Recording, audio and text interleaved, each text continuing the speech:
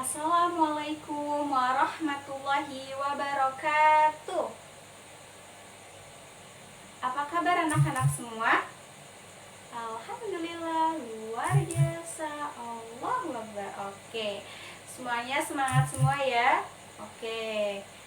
Nah, pada pertemuan kali ini Ibu akan membahas mengenai etika berorganisasi dan juga etika bekerja.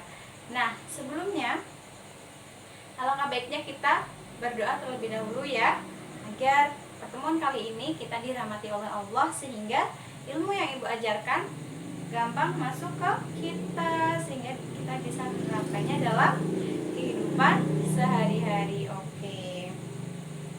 Berdoa dimulai. A'udzubillahi minasyaitonirrajim. Bismillahirrahmanirrahim. Bismillahirrahmanirrahim.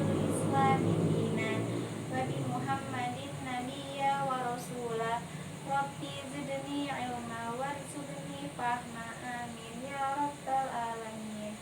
Nah, semoga dengan kita memulai pembelajaran pada hari ini dengan membaca doa, kita dimudahkan untuk paham tentang materi pada hari ini.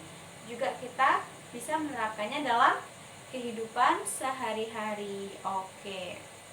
Nah, sebelumnya Ibu akan mengisi presensi terlebih dahulu ya. Nanti nama-nama yang Ibu panggil bisa angkat tangan ya. Oke.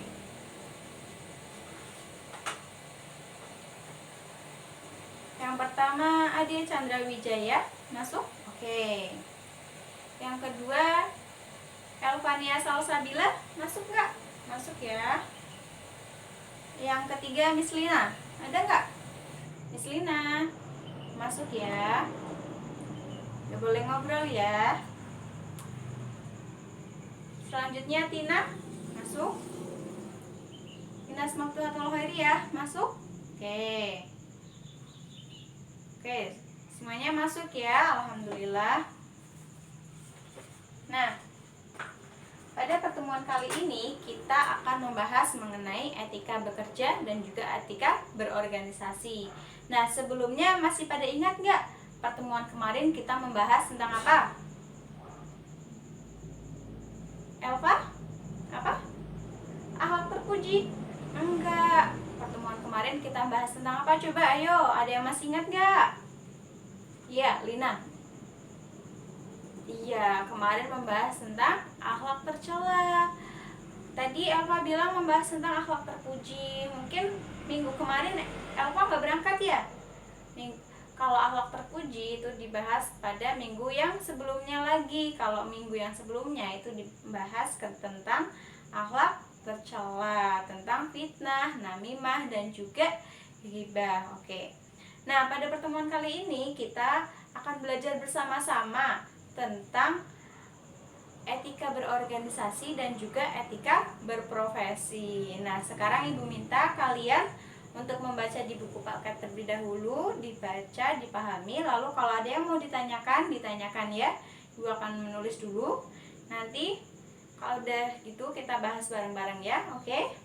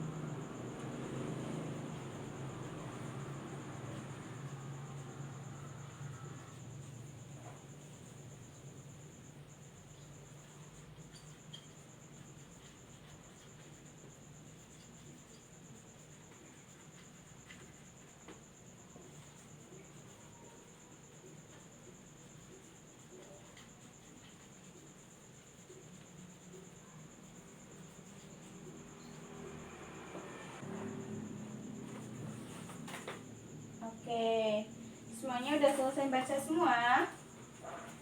Udah belum? Ada yang mau ditanyakan? Oke, nggak ada ya. Langsung saja Ibu mulai pembahasan pada hari ini. Oke. Nah, yang pertama adalah organisasi. Ada yang tahu nggak organisasi itu apa? Ayo angkat tangan yang tahu. Dapat tambahan nilai loh. Ya, silahkan Elva. Ya, jadi organisasi itu adalah sekumpulan orang yang di dalamnya terdapat beberapa tujuan untuk dilakukan bersama-sama, katanya Elva seperti itu. Ada yang tahu lebih detailnya seperti apa? Oke, ada yang jawab ya, Ibu langsung jelaskan saja. Oke, secara bahasa, organisasi itu berasal dari bahasa Yunani yang berasal dari kata organon yang berarti alat bantu atau instrumen. Sedangkan secara istilah adalah sistem sosial yang dikoordinasikan secara sadar, yang di dalamnya terdapat aturan yang telah dibuat sesuai dengan kesepakatan bersama untuk mencapai tujuan bersama, seperti itu. Misalnya seperti OSIS, organisasi di sekolah kita kan adalah OSIS. Nah, OSIS itu di dalamnya terdapat sekumpulan orang seperti yang tadi Elva jelaskan, ada ketua, ada wakil ketua, sekretaris, dan juga divisi-divisi yang lainnya. Lalu ada sekumpulan orang yang di dalamnya itu terdapat aturan. Pasti dalam OSIS itu di dalamnya terdapat aturan. Misal kalau rapat nggak boleh telat, atau seorang OSIS harus bagaimana, harus santun, atau harus seperti apa, seperti itu ya. Dan untuk mencapai tujuan tertentu. Jadi untuk mencapai tujuan bersama kita harus dilakukan bersama-sama. Nggak boleh ada yang kita sebenarnya tujuannya lurus tapi ada yang ke belok ke kiri, ada yang belok ke kanan, seperti itu. Itu nggak boleh ya. Kita harus bersama-sama untuk mencapai tujuan bersama, seperti itu. Nah, lalu selanjutnya ada 4 unsur organisasi. Ada tujuan, ada pembagian kerja, ada hierarki kewenangan, dan juga sumber daya. Ada yang mau tanya nggak dari 4 unsur organisasi ini? Silakan Lina, mau tanya apa? Tina? Oke. Satu-satu ya, Ibu jawab satu-satu ya. Ibu jelaskan satu-satu di sini. Oke. Yang pertama adalah tujuan. Kenapa dalam unsur organisasi ini harus ada tujuan? Karena dalam suatu organisasi itu harus memiliki tujuan. Karena ketika kita tidak mempunyai tujuan, itu arahnya tidak akan jelas. Misalnya dalam sebuah organisasi akan mengadakan seminar. Lah, itu kita harus memiliki tujuan. Ini seminar tentang apa? Terus nanti pematerinya siapa? Konsumsinya pesan di mana? Jadi itu harus sesuai, harus mempunyai tujuan yang sama, seperti itu. Nggak usah ngomongin organisasi deh. Misalnya kita hidup di dunia, tujuannya sama. Yang pertama, kita di dunia itu sementara. Tujuan kita yang sebenarnya adalah akhirat. Nah, untuk sampai di akhirat kita harus memiliki bekal yang banyak untuk di akhirat. Yaitu dengan apa? Dengan memperbanyak amal soleh, seperti itu ya. Lalu selanjutnya ada pembagian kerja. Kenapa dalam unsur organisasi ini harus ada pembagian kerja? Karena biar nggak berat di ketuanya aja. Jadi dalam suatu organisasi ada ketua, wakil ketua, sekretaris, itu memiliki tupoksinya masing-masing, memiliki tugas pokoknya masing-masing. Misalnya adalah ketua. Ketua itu tugasnya mengkoordinir anggota bawahannya, mengayomi, membawa organisasi itu ke arah yang jelas, seperti itu. Lalu wakil ketua itu tugasnya mewakili ketua. Misal ketua lagi ada halangan atau seperti apa, itu tugasnya mendampingi atau mewakili ketua. Lalu selanjutnya ada sekretaris itu misalnya membuat laporan pertanggungjawaban, membuat proposal agar dana cair, dan lain sebagainya. Ada juga bendahara megangnya untuk mengkoordinir keuangan OSIS. Lalu ada juga misal departemen eksternal atau departemen internal atau pendidikan dan juga yang lain seperti itu ya. Oke, selanjutnya adalah hierarki kewenangan. Kenapa harus ada hierarki kewenangan dalam 4 unsur organisasi ini? Karena hierarki kewenangan adalah itu kewenangan memimpin, kewenangan memerintah. Jadi seorang ketua, seorang pemimpin itu memiliki kewenangan untuk memimpin atau kewenangan untuk memerintah. Kenapa begitu? Karena seorang pemimpin itu berhak untuk atau memiliki wewenang untuk memimpin atau memerintah agar organisasi itu berjalan dengan baik, seperti itu. Lalu selanjutnya adalah harus adanya sumber daya. Kenapa? Karena ketika dalam organisasi tidak ada sumber daya, cuma ada 1 orang atau 2 orang, itu tidak akan berjalan dengan lancar. Karena seorang ketua juga harus memiliki anggota, ada sekretaris, bendahara, kayak ada departemen pendidikan, ada departemen internal, departemen eksternal, divisi pers dan jurnalistik, atau dan lain dan sebagainya, seperti itu. Lalu selanjutnya etika. Nah, ini kita berbicara mengenai etika organisasi. Jadi menjadi seorang yang organisator atau ketika kita berada di sebuah organisasi, kita juga harus memiliki etika. Kenapa? Karena agar kita itu jelas gitu loh. Kita juga harus memiliki etika yang baik ketika berorganisasi. Lalu etikanya apa saja sih? Ya, yang pertama adalah memiliki niat dan tujuan yang mulia.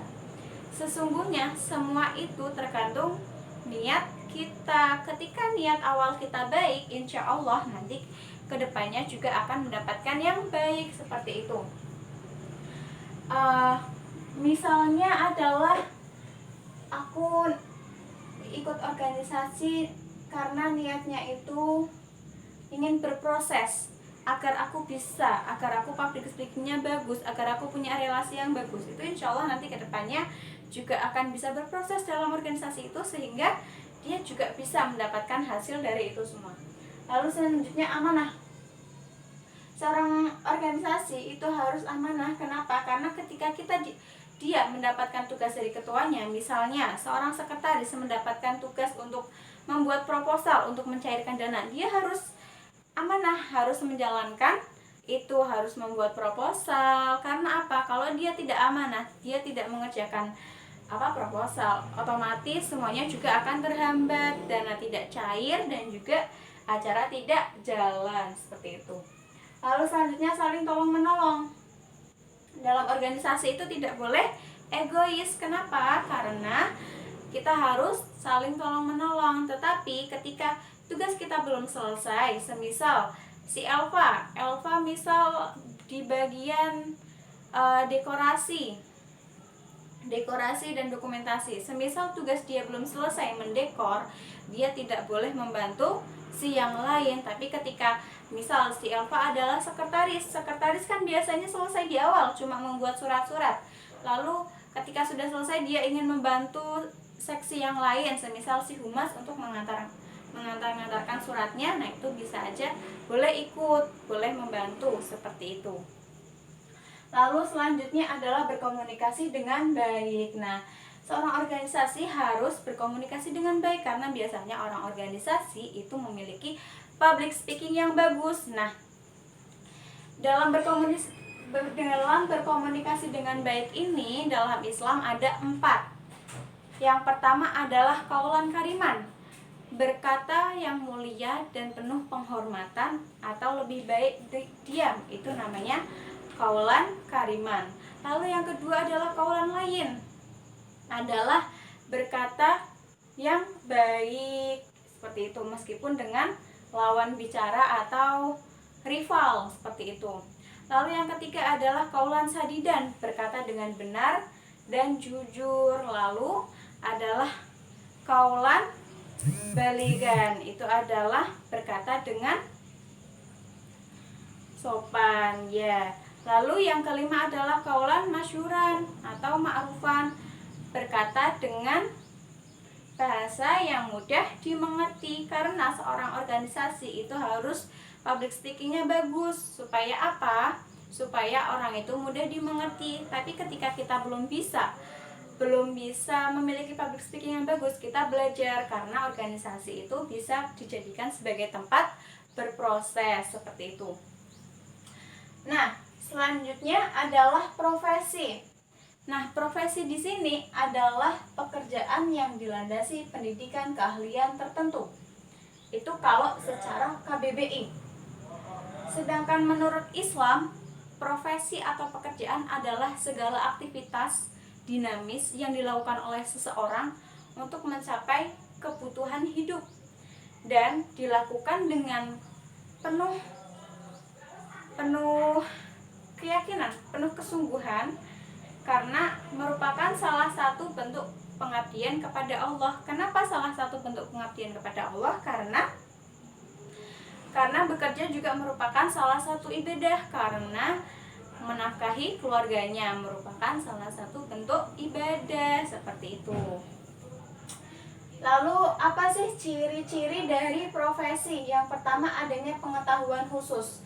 Jadi ketika kita bergulat di profesi tersebut, misalnya seorang guru biologi itu harus memiliki pengetahuan khusus tentang ilmu biologi. Semisal juga Bu Nisa nih, Ibu adalah guru PAI, juga harus memiliki pengetahuan khusus tentang akidah akhlak, tentang Al-Quran hadis, dan juga tentang sejarah kebudayaan Islam dan lain-lain seperti itu. Lalu selanjutnya adanya kaidah dan moral yang baik. Jadi orang yang berprofesi itu memiliki ciri itu moral yang baik, karena moral itu sangat penting dalam kehidupan sehari-hari, tidak hanya di profesi tapi juga di lingkungan masyarakat. Kita harus memiliki moral yang baik. Selanjutnya adalah mengabdi kepada masyarakat. Profesi itu merupakan salah satu bentuk pengabdian kita kepada masyarakat, yaitu guru, tani, kuli kayu, kuli bangunan, ataupun dalam kesehatan atau bidan, dalam pedalaman ataupun yang lainnya seperti itu ya. Lalu selanjutnya ada izin khusus untuk menjalankannya. Jadi semisal si Lina dia ingin mengabdi di Petung Priyono pedalaman. Itu ketika dia ingin mengabdi di sana, tidak seenaknya dia langsung mengabdi. Dia juga harus memiliki izin, misal dari izin RT, RW, ataupun kepala desa, ataupun dari kecamatannya seperti itu ya. Jadi resmi, maksudnya tuh ndak ilegal gitu loh, harus ada izinnya seperti itu. Lalu etikanya, profesi, ketika kita berprofesi atau bekerja itu harus memiliki etika yang baik tentunya. Yang pertama adalah amanah dan menaati aturan dari pemimpin. Nah, jadi kita itu harus amanah. Misal dari atasan menyuruh kita untuk melakukan ini, yang pasti itu sesuai dengan tugasnya dan maksudnya baik, kita harus lakukan. Tapi ketika itu nggak baik ya, atau bertentangan dengan agama Islam, itu nggak boleh ya.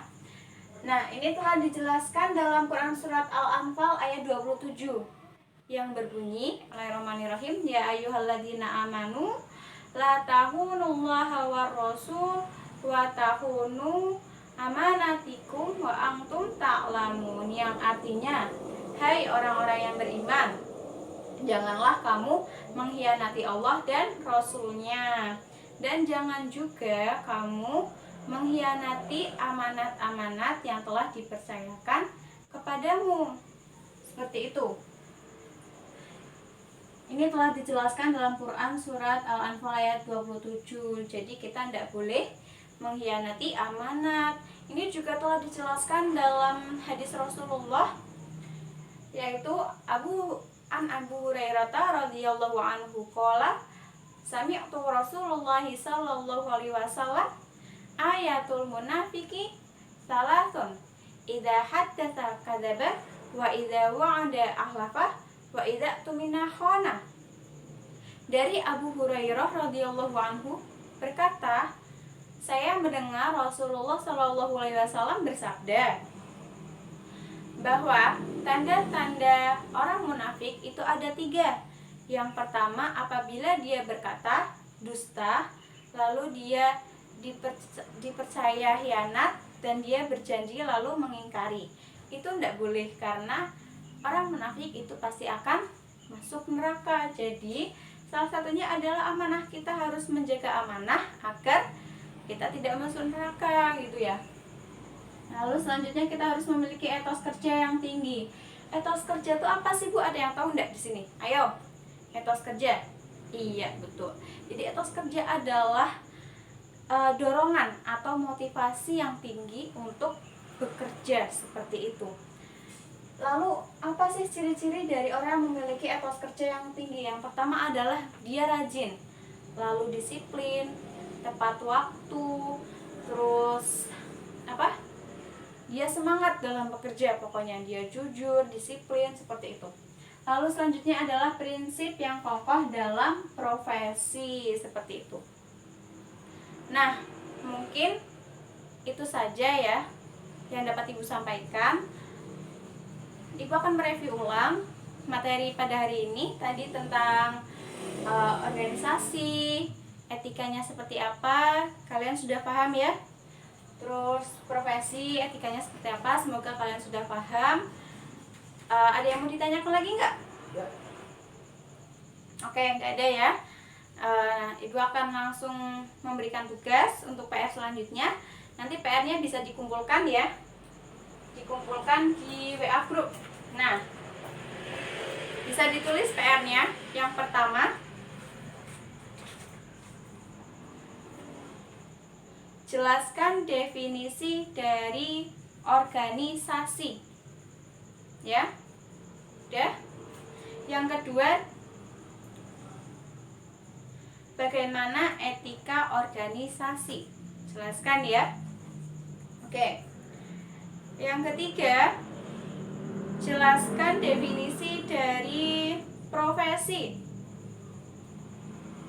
Sudah belum? Oke. Yang keempat, bagaimana etika dari profesi? Sudah?